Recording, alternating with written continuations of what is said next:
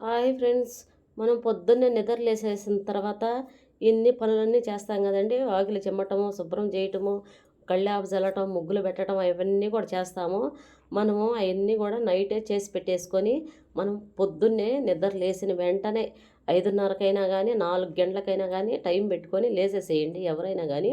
మనం చీకటి ఉన్నప్పుడే దేవుడి దగ్గర దీపారాధన అయితే చేసేసుకోవాలి.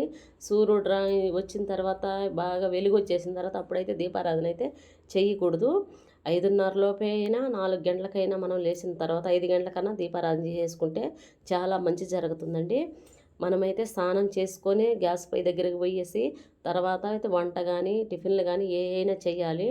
స్నానం చేసుకోకుండా అవన్నీ పనులన్నీ కూడా చేసేసి ఎప్పుడో అన్ని పనులు చేసి పంపించేసి తర్వాత అయితే దేవుడి దగ్గరికి పోయి దీపారాధన అయితే చేస్తారండి. వీళ్ళ పనులు అయితే ముందుగానే చేసేసుకుంటాం. దేవుడికైతే వెనక చేస్తారండి ఎవరైనా కానీ.